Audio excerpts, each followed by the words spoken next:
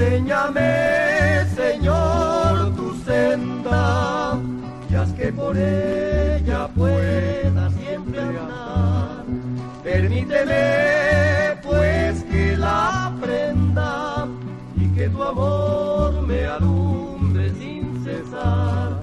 Camino de santidad, con el hermano Omar Duaret. Isaías 35:8 dice: y habrá allí calzada y camino, y será llamado camino de santidad. El que anduviere por este camino, por torpe que sea, no se extraviará. Sosténme tú, Señor, guíame tú, Señor, por el camino de la eternidad. Sosténme tú, Señor, guíame tú, Señor, quiero alcanzar la gran felicidad.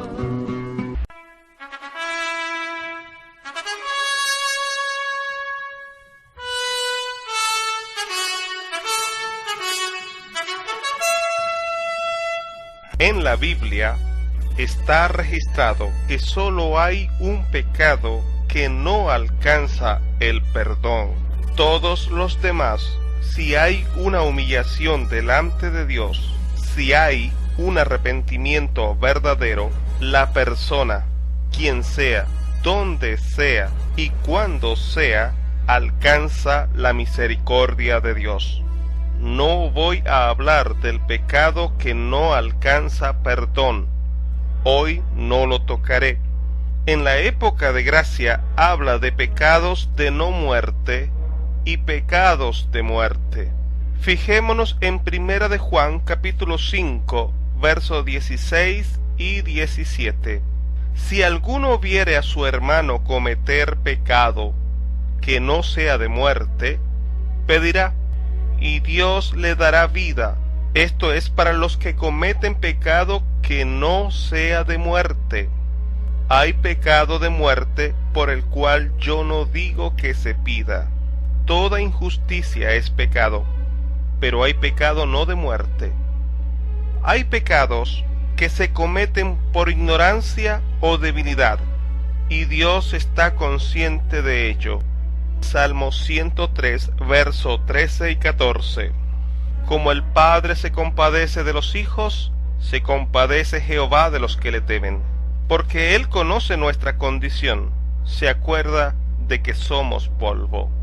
Dios está consciente de nuestra naturaleza, que es frágil ante el pecado, y por ello se mueve en misericordia, al punto que es imposible no pecar. En Eclesiastés capítulo 7 verso 20 dice: ciertamente no hay hombre justo en la tierra que haga el bien y nunca peque. Todas las personas cometen pecados. Los pecados que no son de muerte podríamos llamarlos entre comillas normales, en el cual no hay quien pueda evitarlo. Pero hay pecados de muerte que realmente es un peligro para nuestra vida espiritual. Por ello, debemos orar y velar para no entrar en tentación. Los pecados de muerte son deliberados. Cuando leemos en la Biblia, podemos prestar atención que para algunos pecados la condena era de muerte. Por ejemplo, la Biblia reseña que la idolatría es un pecado de muerte. Igualmente, la brujería o hechicería, el adulterio y la fornicación, el homosexualismo, el latrocinio, los maldicientes, los homicidas, todos estos que hemos enumerado son pecados de muerte. Toda persona que se arrepienta de corazón alcanza el perdón de Dios. Pero voy a hablar de un pecado de muerte que he visto que se le hace muy empinado el camino de salvación. Quiero hacer la salvedad nuevamente, que todo pecado alcanza el perdón de Dios, menos uno, si se hace de manera sincera el arrepentimiento. Quiero hablar del homicida, del asesino. ¿Cómo se le hace difícil ser manso? Como dijo Jesús, en Mateo 11:29. Llevad mi yugo sobre vosotros, y aprended de mí, que soy manso y humilde de corazón, y hallaréis descanso para vuestras almas. Una persona habituada a la violencia y al homicidio le cuesta mucho ser manso, y he presenciado en más de una ocasión regresarse del buen camino al violento. No soportan las tentaciones de violencia que se le presentan. No se dejan caer en las manos del Señor, dudando de la promesa que hizo en Filipenses capítulo 1, verso 6. Estando persuadido de esto, que el que comenzó en vosotros la buena obra, la perfeccionará hasta el día de Jesucristo. En Lucas 18:27. Él les dijo: lo que es imposible para los hombres es posible para Dios. Cuando Adán y Eva pecaron, Dios maldijo la tierra por causa de su desobediencia. Pero cuando Caín mató a su hermano Abel, él recibió una maldición directa por derramar sangre. Génesis 4:10-11 dice: y él le dijo: ¿qué has hecho? La voz de la sangre de tu hermano clama a mí desde la tierra. Ahora pues, maldito seas tú de la tierra, que abrió su boca para recibir de tu mano la sangre de tu hermano. Saulo de Tarso fue un asesino. Nosotros le conocemos como el apóstol Pablo. Pablo reconoció que en su vida pasada fue asesino. Las leyes reconocen que los autores intelectuales también son culpables, al igual que el que perpetró el hecho. Si alguien le paga a un sicario para quitarle la vida a una persona, es igual de asesino que el que lo consumó o lo ejecutó. El sicario quizás jamás hubiera matado a esa persona si alguien no lo contrata para tal vil acción. Así fue Saulo de Tarso, consintió y suscitó la muerte de varias personas. Veamos. Hechos 7:58. Y echándole fuera de la ciudad, le apedrearon, y los testigos pusieron sus ropas a los pies de un joven que se llamaba Saulo. Hechos 8:1. Y Saulo consentía en su muerte. En aquel día hubo una gran persecución contra la iglesia que estaba en Jerusalén, y todos fueron esparcidos por las tierras de Judea y de Samaria, salvo los apóstoles. Hechos 26:10 y 11.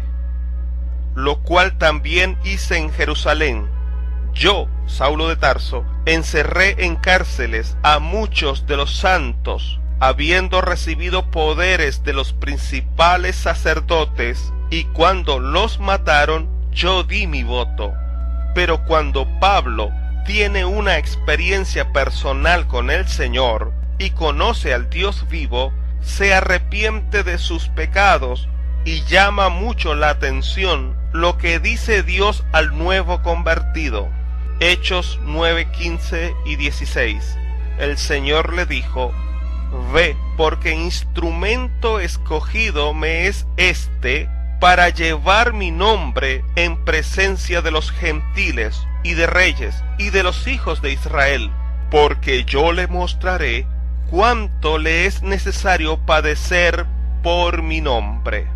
El Señor dice: yo le mostraré cuánto le es necesario padecer por mi nombre. Y Pablo aprendió a padecer por causa del Señor. Saulo de Tarso, el violento, no hubiera soportado las humillaciones, vejaciones, burlas, escarnio por causa de Jesús de Nazaret. Pablo aprendió a ser manso. Pablo fue apedreado y mansamente se levantó y no tomó venganza. Pablo, siendo ciudadano romano, recibió el castigo del látigo, cuando no era permitido al menos que se le juzgara en un tribunal romano, y no tomó represalias ante tal injusticia. A Pablo le levantaron falsos testimonios, y respondió con mansedumbre y bendiciones. Conozco el mundo de las cárceles desde hace años. Dios me ha permitido visitarlas desde los 18 años, y he conocido hermanos allí que en la vida pasada fueron asesinos, y no dicen como el apóstol Pablo en Romanos 6:20 y 21, porque cuando erais esclavos del pecado, erais libres acerca de la justicia. Pero ¿qué fruto teníais de aquellas cosas de las cuales ahora os avergonzáis? Porque el fin de ellas es muerte.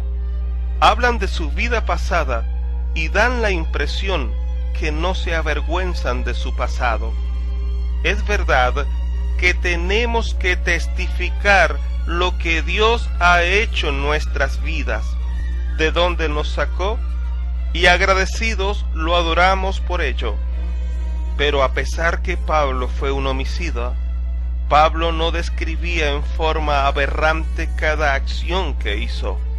Él reconoció que fue homicida, pero no entraba en detalles que no hacían falta ni edificaban.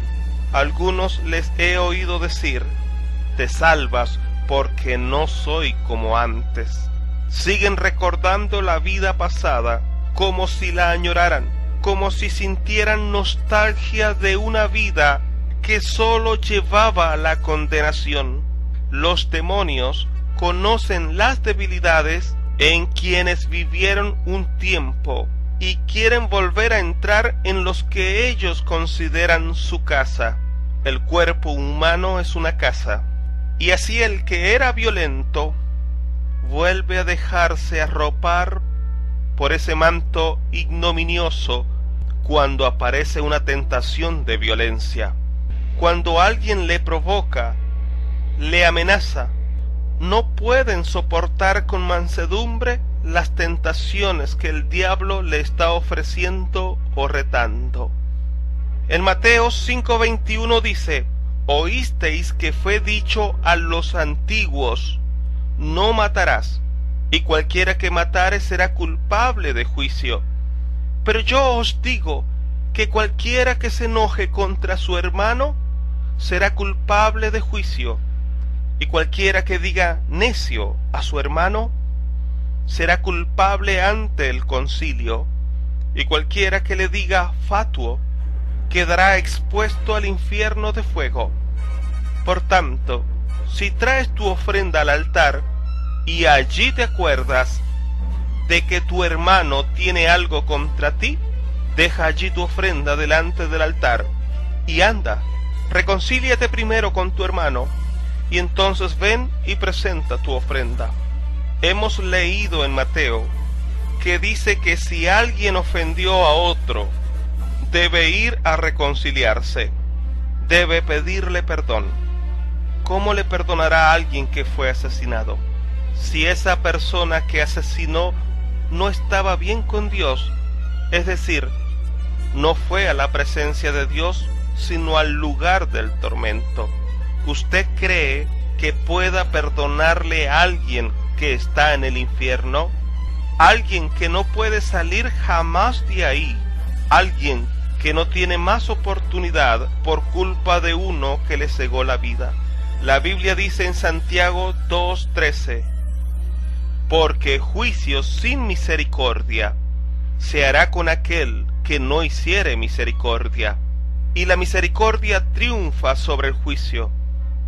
El asesino, en las mayorías de las ocasiones, actúa sin misericordia, y como es un juicio de parte de Dios, tiene que cumplirse. Es por ello que decimos que no es imposible ser salvo para un homicida, pero sí le es muy difícil. Tiene que aprender, como el apóstol Pablo, cuánto se debe padecer por causa del Señor Jesús. tiene que aprender a ser manso. El título del mensaje: Homicida. ¿Y quién les habló? Su amigo Omar.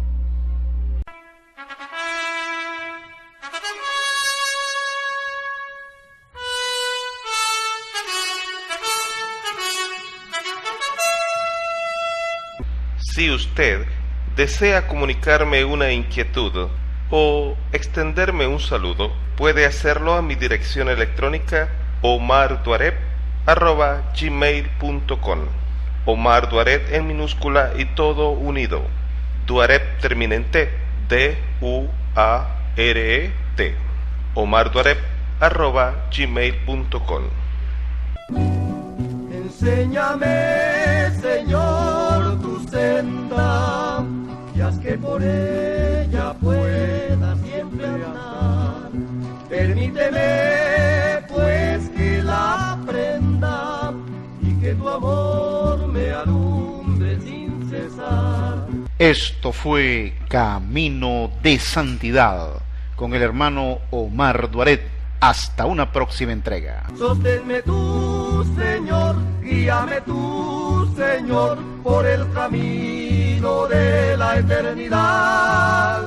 Sosténme tú, Señor, guíame tú, Señor, quiero alcanzar la gran felicidad.